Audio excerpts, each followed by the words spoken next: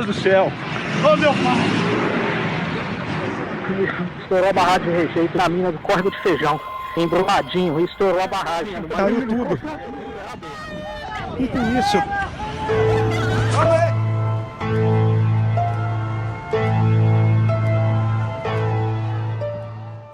A gente só queria ter o que é nosso por direito de volta, porque foi tirado de nós, não foi nós que fomos lá cometendo o maior crime trabalhista e o crime ambiental da nossa história hoje no nosso país.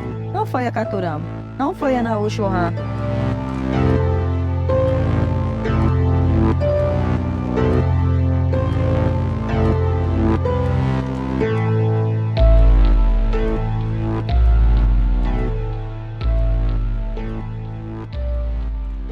Porque a gente faz parte da floresta, a gente é floresta, a gente é irmão e irmã de toda a natureza. A gente escuta a floresta falando com a gente sente o que a floresta está sentindo. A floresta está pedindo socorro, dizendo, olha, o que vocês estão fazendo, o que vocês querem para você e que pode acontecer com você. Se cuidasse como os povos indígenas cuida, a gente não sofreria como a gente está sofrendo hoje em dia. E os pajés da aldeia, eles conseguem sentir isso, eles conseguem ver, eles conseguem ouvir o que a floresta está falando. Então é uma energia que a gente cuida dela e ela cuida da gente.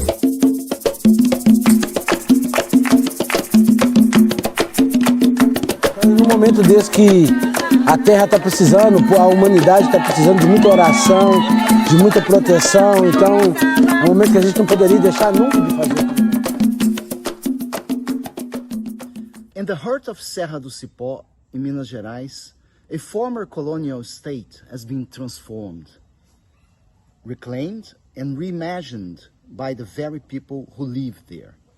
The Sipo Farm Ecomuseum emerged as a grassroots response to the urgent need to value both the cultural memory and the natural heritage of the region. Located in a territory marked by environmental vulnerability and social inequality, but also characterized by a very diverse natural landscape, including rich flora and fauna, the museum grew into a vibrant reference point, not only for preserving stories, but for fostering belonging and action. From the surrounding Quilombo do Açude community, local schools and visiting researchers, everyone plays a role, everyone plays a part. And for our students at the Conservation Restoration Training course at the Federal University of Minas Gerais, the museum offers a unique space to connect conservation restoration with the real world, socially grounded and community-led. Even after severe flooding and a period of neglect, the museum rose again. Our students were actively involved in the conservation process, documenting objects, reorganizing the technical reserve, and curating new exhibitions. What they practiced was not just technical care, but a broader ethic of repair, recognition, and respect. Today, the Sipo Ecomuseum fosters dialogue about the environmental and historical significance of the region. It confronts the legacies of colonial occupation and offers instead a model of coexistence where conservation restoration is embedded in local life and heritage becomes a tool for regeneration. From ruined walls and forgotten archives, a renewed sense of purpose emerges, one rooted in care, community, and ecological awareness. São senhores de geração para geração, por isso que temos nossa cultura, porque a gente consegue sentir, a gente consegue ouvir, a gente consegue se comunicar com a floresta.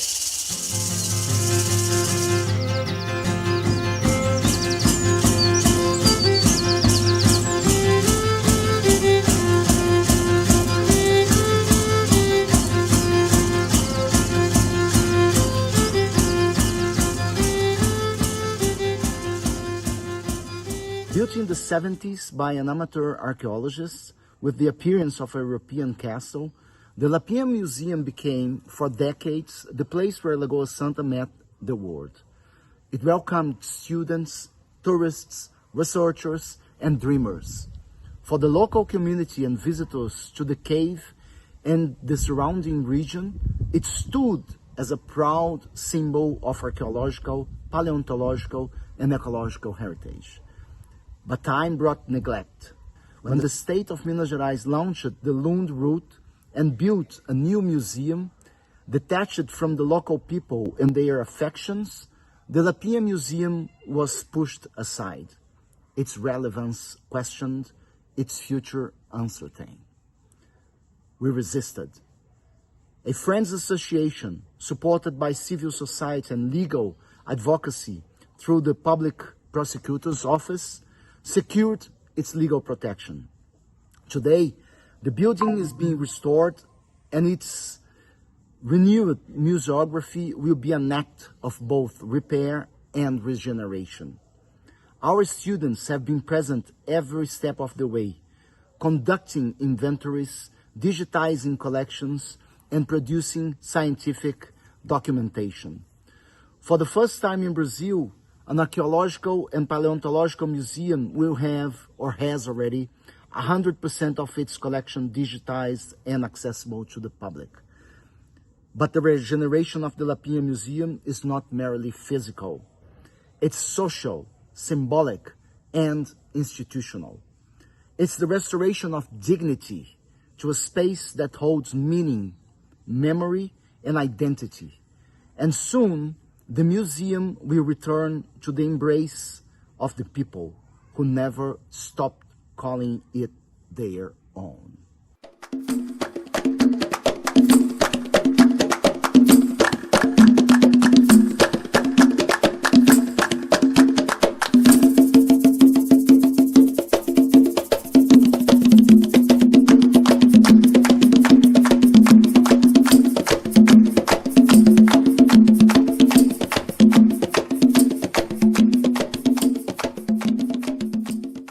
To speak of sustainability without regeneration is like healing the surface while leaving the wound untouched. Museums must be more than showcase of the past. They must be living space of listening, care, affect, and transformation. We are not only facing an environmental crisis, we are living through a crisis of connection, of meaning, of affection. The planet is exhausted.